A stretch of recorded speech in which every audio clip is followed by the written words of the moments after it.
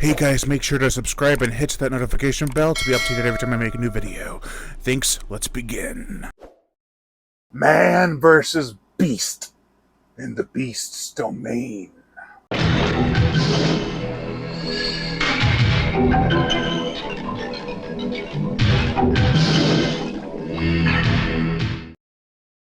The Shark Hunter.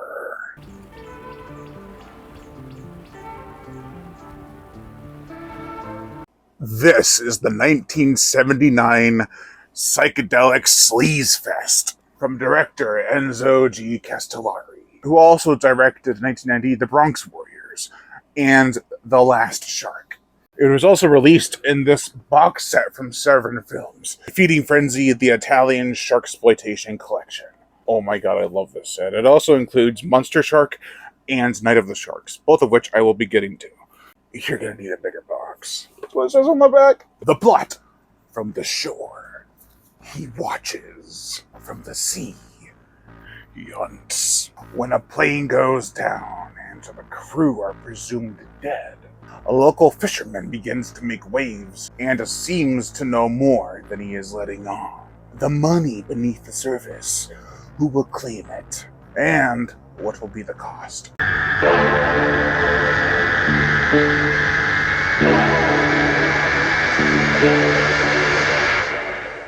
Have you heard of spaghetti westerns? Well, my friends, check out Spaghetti Beach. It's one that has high-speed adventure and sharks aplenty. How could you go wrong with Franco Nero, who is Django from the original Django, as well as Kioma in Kioma, and a ninja in Enter the Ninja. Here, he really has no personality besides his quirks and backstory. Here, that makes him a bit mysterious, but not to his full potential. He is not the man with no name. He actually has a name, Mike. He had a family and a job, and failed at protecting both. They go for the brooding type for half the movie, and then switch to the sympathetic character during the second half, which doesn't quite work. He knows how to fight, until he doesn't. Makes him a bit less badass, if you ask me.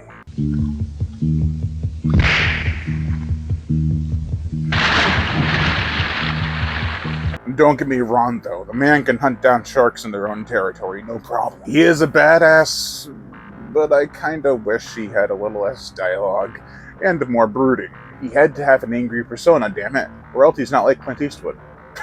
We get what we get, and it works to some regard. You do see his rage when he loses someone he cares about. He does have the icy, blue-eyed stare.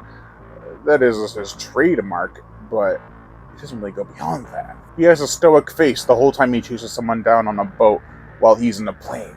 But when he sees a shark, he gets excited. He loves hunting those things. There he is! Right there!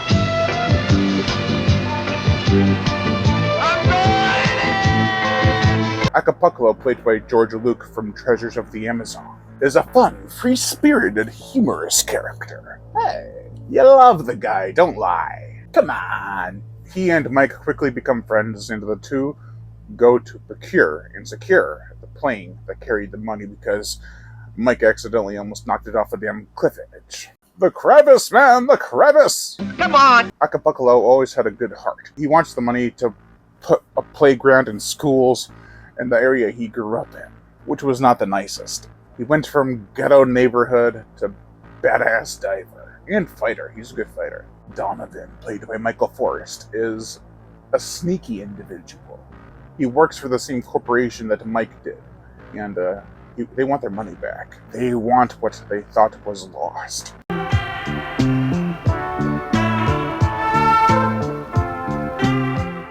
He and his wife, Rosie, played by Myrna Miller, are after the money. But they know what they're doing. They aren't petty criminals. They actually have a job to do. And they just happen to be caught up in an entanglement of corrupted mindsets. Gomez, played by Eduardo Fajardo from Django, is the head honcho of a corporation. He wants the money for himself. He also tries to make Donovan a partner. But, he's sneaky. Ramon, played by Werner Pochath, is the lead henchman and Mike's personal gum post. We can't go on meeting this way. People will start talking. See you around, sweetheart. He's a real piece of shit. He always tries to get in Mike's girlfriend's pants. Juanita, played by Patricia Rivera, is Mike's lady friend. Is willing to do anything for Mike. She loves him, knows what he's done, but doesn't care. Let me sex. Just for tonight. You'll miss the bus. Also, Gomez's men are really bad at spying. It gets to the point where it becomes comical. They think they're being coy. Maybe you could suggest another hotel. This one's filled with a lot of curious people. Besides our so-so main lead, I love this movie. Despite its low budget, it has a charm and a cheese that only the Italians or Spanish films even too could come up with. I feel this could work as a Spanish film too. Now, there are quite a few sharks in the movie. The attacks are a bit limited, but when they do happen, they are gruesome. There is a neat little tidbit that sharks do sleep and stop swimming on the bottom of the ocean floor in caves where the current flows through and gets through their gills, so they're still able to breathe. That's interesting. Still makes them kind of dull for the time being, but, you know.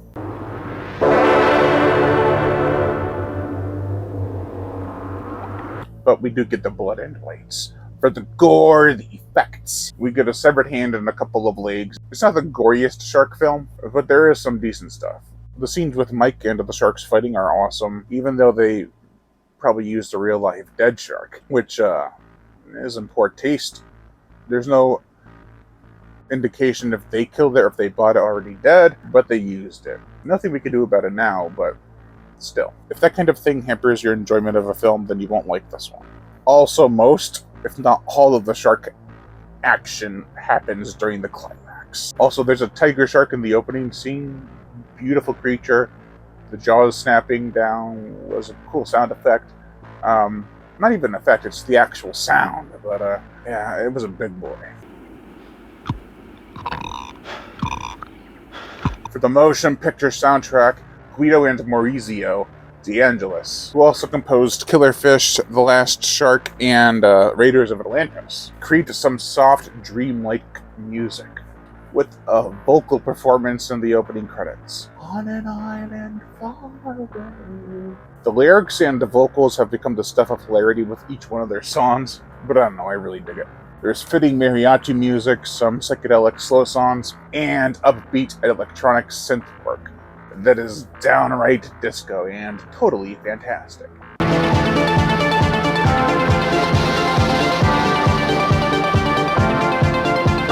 Overall, The Shark Hunter is a lot of cheesy fun. If you go into it knowing that, you'll have a good time. Despite some dour and sad moments, not meant to be taken seriously. With fun and colorful characters, beautiful babes, and the good old bloodshed, as well as a strong and very fitting score. This is one of the more enjoyable adventure shark thrillers from the 1970s. To get a better idea of this kind of film, during the end credits we have Franco Nero running down the beach, Baywatch style.